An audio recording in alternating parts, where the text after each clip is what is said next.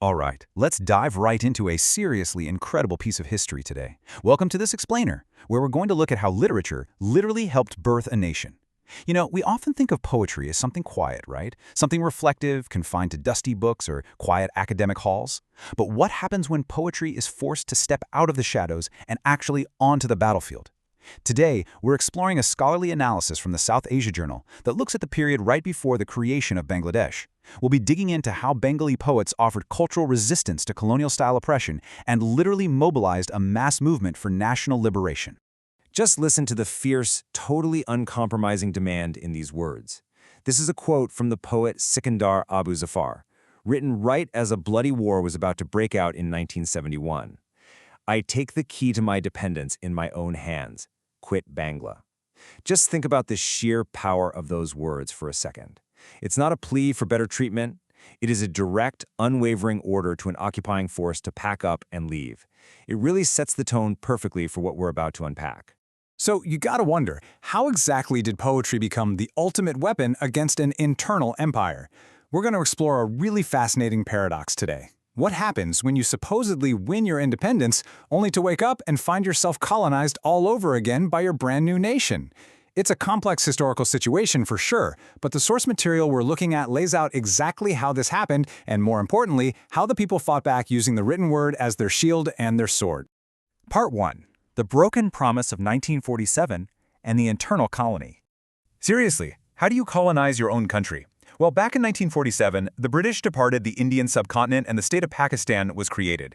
But this was a highly unusual nation. It was made up of two distinct blocks of territory, West Pakistan and East Bengal, which later became East Pakistan. And they were separated by over 1,000 miles of Indian territory. They shared a religion, yeah, but they had completely different cultures and languages. And crucially, the departure of the British didn't mean actual freedom for East Bengal. Instead, it led to a very specific, devastating political reality. And that brings us to this absolutely crucial concept from the research: internal colonization.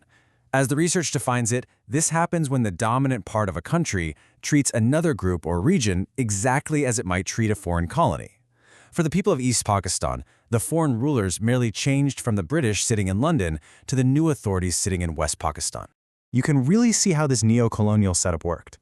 On one hand, you had West Pakistan monopolizing all the political decision-making and reaping almost all the benefits of economic development. On the other hand, East Pakistan was basically reduced to an internal colony.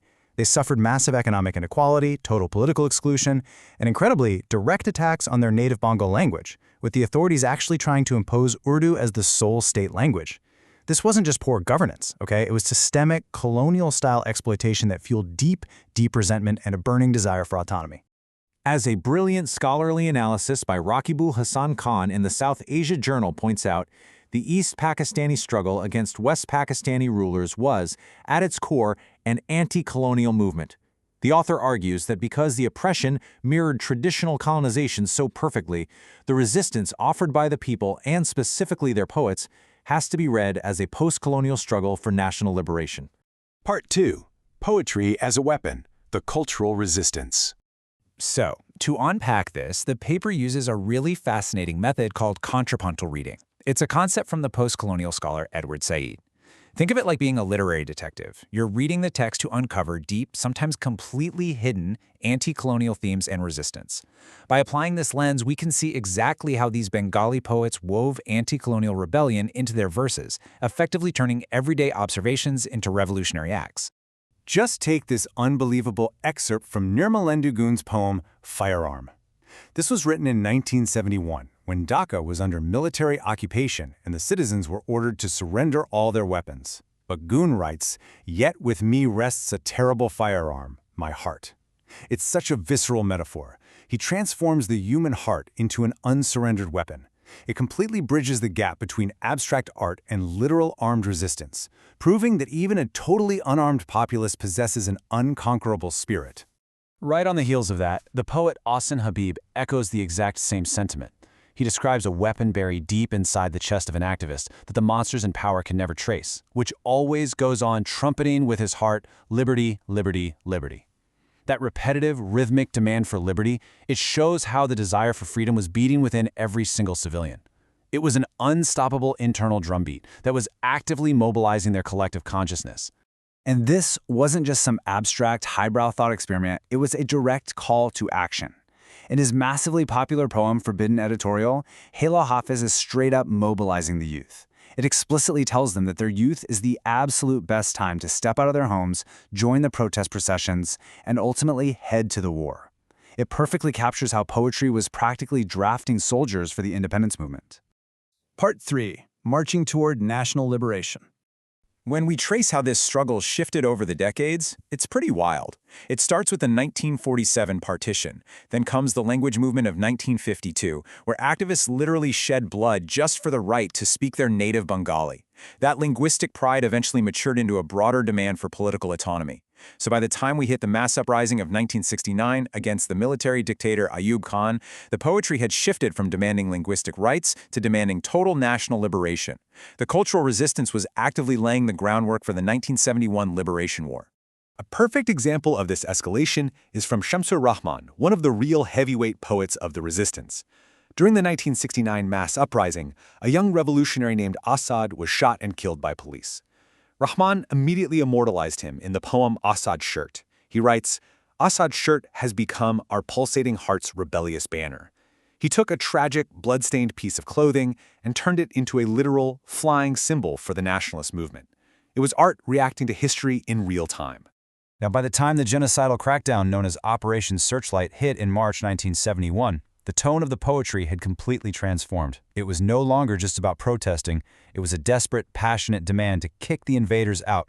Returning to Sikandar Abu Zafar's poem, Quit Banglay, the words are absolutely dripping with anti-colonial rage. Get lost from the mat of my water and land.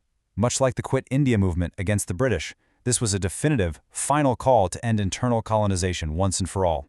Part 4. The Legacy of Resistance. You have to realize, these poems weren't just being read in quiet, stuffy rooms. They were physical tools of rebellion. They were published in dailies, passed around by hand in total secret, plastered all over university notice boards, and recited loudly at public gatherings. Incredibly, many were even converted into songs for rebel radio stations.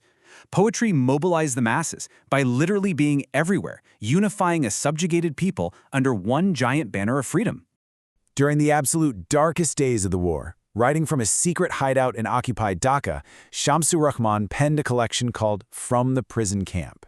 And despite the absolute nightmare going on outside his window, he held on to this unbreakable conviction, writing, "Arrive you must, O liberty, in this Bangla of ours."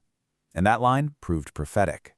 The people of Bangladesh, fueled by this exact blend of cultural and armed resistance, finally achieved victory and dismantled their internal colonizers on December 16, 1971. Which leaves us with a pretty profound realization, honestly. We've just seen how literature wasn't just reacting to history. It was an active, critical tool used to dismantle a brutal neocolonial regime. If a poem, a seemingly simple arrangement of words on a page, can mobilize an entire people and help birth a nation, what oppressive systems could our art, our voices, and our cultural resistance dismantle today? I really encourage you to think about how cultural resistance continues to shape our world right now. Thanks so much for joining me on this explainer, and as always, keep questioning, keep learning, and keep analyzing the world around you.